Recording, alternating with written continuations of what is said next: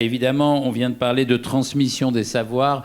Forcément, le numérique aujourd'hui constitue une mémoire vive, mais qui puise dans une bibliothèque où il y a énormément de données et dans lesquelles on peut trouver des éléments inspirants. Alors, on a convié Christophe Mille, directeur luxe de Google. Merci. On va se lever et se quitter.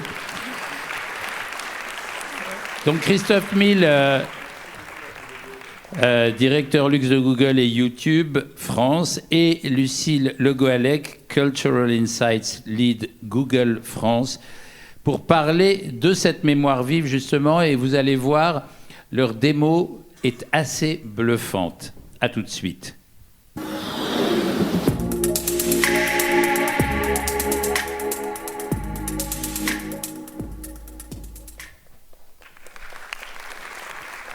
Merci. Qui dans cette salle ne rêve pas de comprendre ce qui se passe dans la tête des consommateurs et consommatrices tout au long de leur parcours d'achat luxe?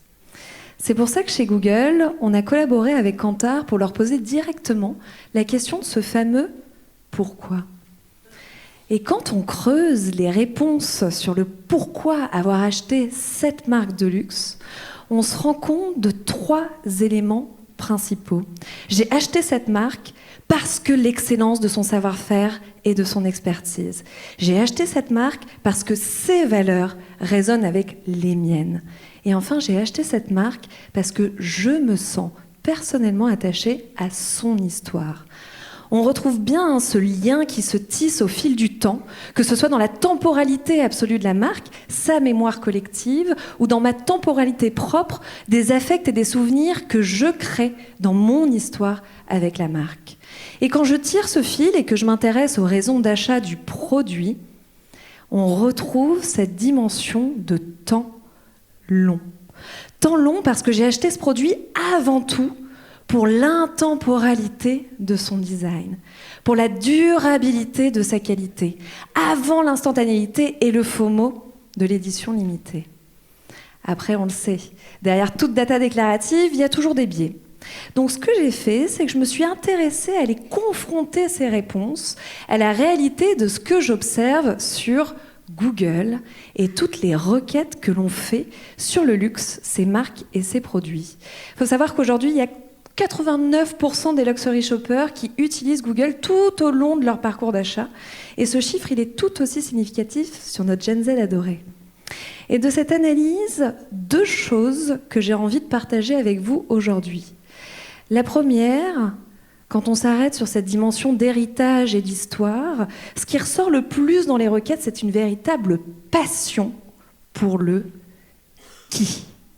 L'homme, la femme derrière la marque, dans toute sa temporalité, que ce soit dans sa genèse, sa création, à un moment phare de son histoire, ou encore dans son instantanéité, ce qu'elle est en train de façonner du présent et ce qu'elle va dessiner du futur. Sauf qu'une histoire, ça ne peut pas s'arrêter à un visage. On l'a vu, il y a aussi les mains qui façonnent le produit. Et sur cette dimension de savoir-faire et d'expertise, ce qui m'a interpellée dans mon analyse, c'est que ce n'est pas tant le qui que vont chercher les internautes, mais le où. Et ce où, il vient cristalliser ce balancier temporel entre à la fois la recherche des racines, d'où vient cette marque, et la compréhension de ce qu'elle fait aujourd'hui, mais où est fait le produit que j'achète. Et donc tout l'enjeu des marques, ça va être de réconcilier ces différentes temporalités dans cette notion de mémoire vive. Merci Lucille. Alors on l'a vu, les consommateurs sont fascinés par l'histoire des maisons de luxe.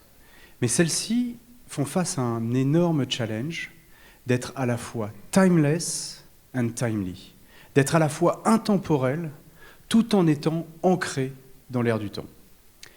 Nous, chez Google, une de nos missions est justement d'accompagner ces marques à exprimer sur le digital cet équilibre.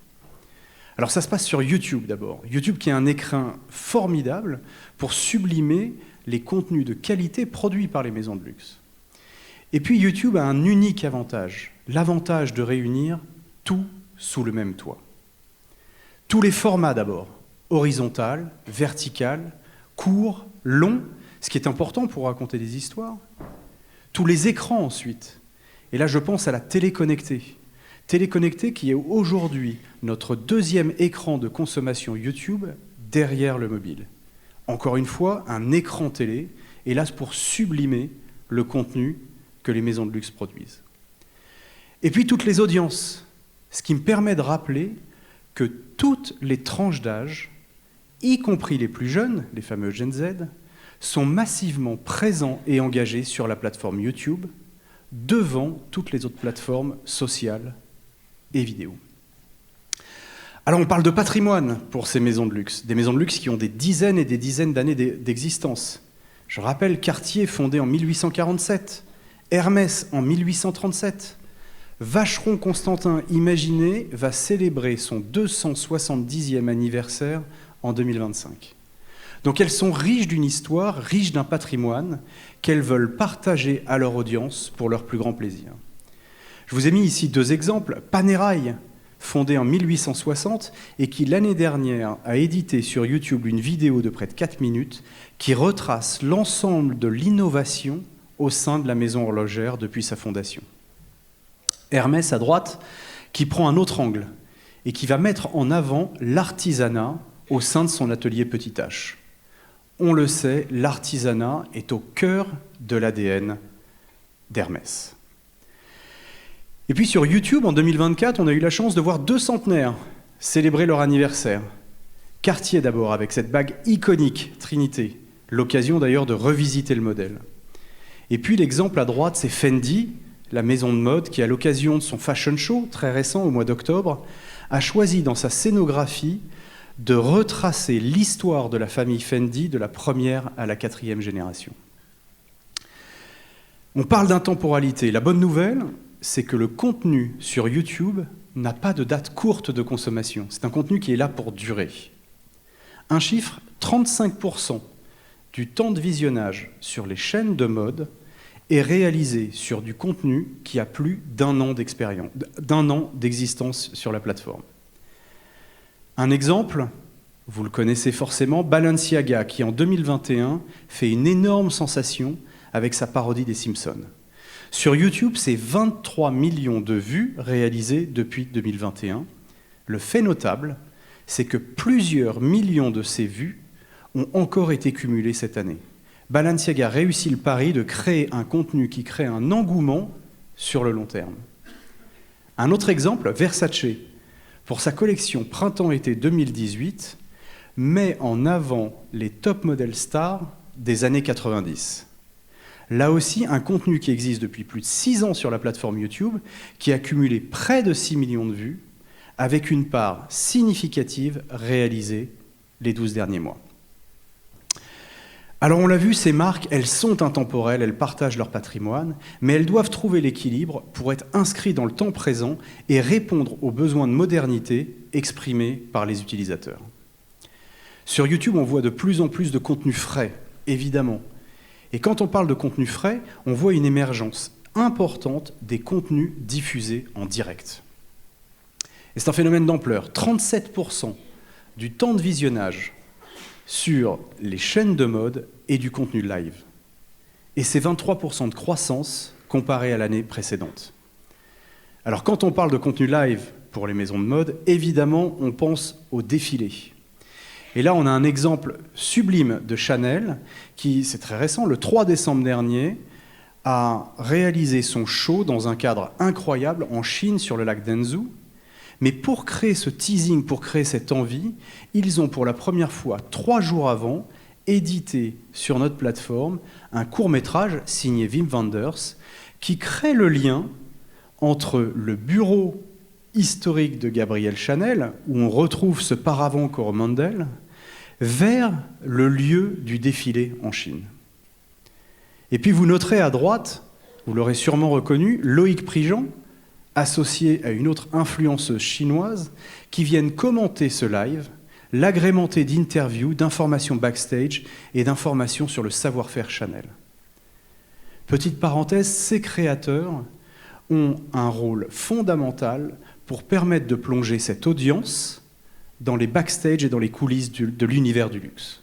Quelque chose qui marche fondamentalement bien.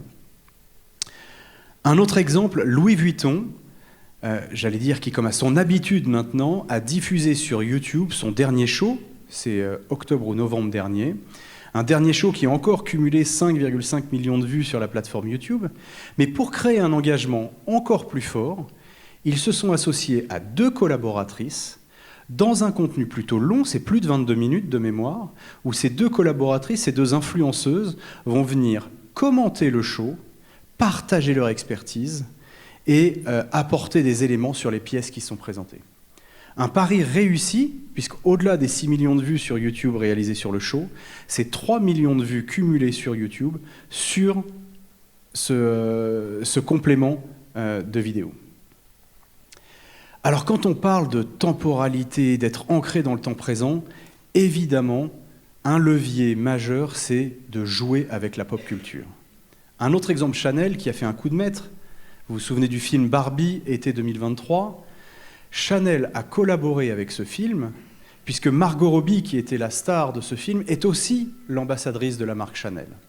Et Margot Robbie, tout au long du film, va porter 5 silhouettes Chanel qui viennent retracer, accompagner l'évolution de son personnage à travers le film. Alors on a parlé de YouTube. YouTube, parfait pour créer l'intemporalité, parfait pour ancrer les marques dans le temps présent. Mais c'est aussi sur le moteur de recherche que cela se passe. Alors on est bien placé chez Google pour pouvoir l'évoquer. Ça fait 26 ans qu'on opère notre moteur de recherche, 26 ans qu'on voit les consommateurs évoluer dans leurs requêtes. On a tendance à penser que ces consommateurs n'ont aucune limite quant à leur curiosité et que les requêtes évoluent sans cesse et qu'il est très difficile de les appréhender. Notre job est aussi de faire évoluer nos innovations techniques de façon à être toujours plus pertinent et permettre aux annonceurs qui utilisent ces solutions d'être ancrés dans le temps présent, d'être pertinents et de pouvoir répondre aux questions modernes et toujours futuristes des consommateurs. Et surtout, Christophe, que quand on se parle d'évolution des usages sur le moteur de recherche, c'est assez dingue. Ces usages, ils évoluent quotidiennement. Je ne sais pas si vous le saviez, chaque jour, sur Google, 15% des requêtes n'ont jamais été tapées auparavant. Vous imaginez 15% des requêtes chaque jour, et ce chiffre, il n'a pas bougé depuis 10 ans. Et donc suivre ces mutations, suivre ces évolutions, c'est comprendre justement la psychologie des consommateurs et des consommatrices dans toute son ampleur. Et sur le luxe, hyper intéressant d'analyser la manière dont on formule les requêtes au fur et à mesure des années. Aujourd'hui, quasiment 70% des requêtes qui sont faites sur le luxe comportent 7 mots ou plus. 7 mots ou plus. Imaginez-vous en train de taper 7 mots ou plus dans le moteur de recherche sur votre clavier ou sur votre téléphone. C'est dingue en termes de personnalisation. Aujourd'hui, on ne cherche plus juste une bague de luxe. On veut la bague Hermès, chaîne, d'encre enchaînée, grand modèle. On complexifie ces requêtes parce qu'on singularise son besoin. Et qui dit singularité dit besoin, dit forcément attente et exigence d'une réponse tout aussi singulière. Surtout que les requêtes, elles évoluent pas que par leurs mots. Elles sont aussi de plus en plus visuelles, évidemment. Quand je parle de requêtes visuelles, c'est des requêtes qui sont faites à partir d'images, de photos.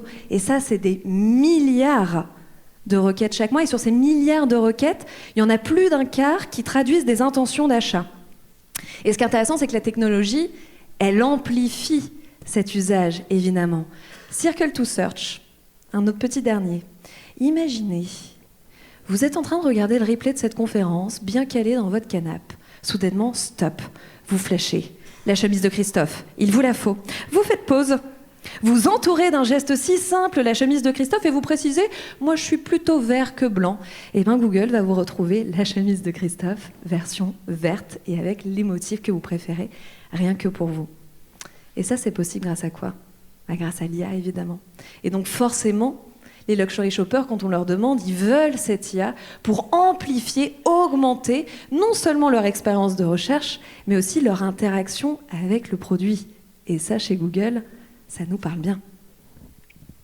Alors évidemment, on ne pouvait pas intervenir sans vous parler de l'IA. Chez Google, l'IA est au centre de nos produits depuis presque 10 ans. On a fait des annonces la semaine dernière, vous les avez peut-être vues, sur des ruptures technologiques avec Gemini 2.0 qui crée, alors c'est un mot technique pour parler de multimodalité, en gros, ce sont des IA qui vont pouvoir comprendre différentes formes de contenu, du son, de la vidéo, de l'image, et le restituer aussi de façon multimodale. C'est assez impressionnant. L'IA, elle est centrale parce que c'est elle qui permet aujourd'hui de capter l'immensité des signaux dont vient de parler de Lucille. De les capter, de les interpréter, mais au-delà de ça, de les rendre utiles pour les annonceurs, mais aussi pour les utilisateurs. Et pour conclure, je voulais vous laisser avec une vidéo qui vient vous faire une démonstration d'un projet Astra qui a été présenté encore une fois la semaine dernière. Imaginez le futur d'un assistant virtuel que vous pourriez avoir sur vos téléphones portables. Et j'insiste parce que ce futur n'est pas si loin. Ce projet Astra est déjà en test auprès de quelques utilisateurs aux États-Unis et pourrait arriver de façon plus largement à travers quelques pays. Je vous laisse regarder ce qu'est la multimodalité et ce que pourraient être vos assistants virtuels dans les mois à venir. Okay, let's do some tests. Tell me when you see something that makes sound. I see a speaker, which makes sound. What is that part of the speaker called? That is the tweeter. It produces high-frequency sounds. Give me a creative alliteration about these. Creative crayons color cheerfully. They certainly craft colorful creations.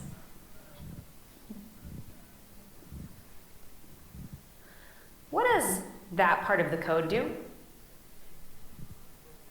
This code defines encryption and decryption functions. It seems to use AES-CBC encryption to encode and decode data based on a key and an initialization vector, IV. That's right. What neighborhood do you think I'm in? This appears to be the King's Cross area of London. It is known for its railway station and transportation connections.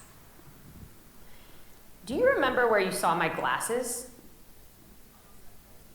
Yes, I do. Your glasses were on the desk near a red apple. L'avenir est à nos portes. On est à votre disposition pour poursuivre bien sûr les discussions ultérieurement et on vous remercie pour votre attention. Merci beaucoup à tous les deux. Effectivement, c'est tout à fait bluffant.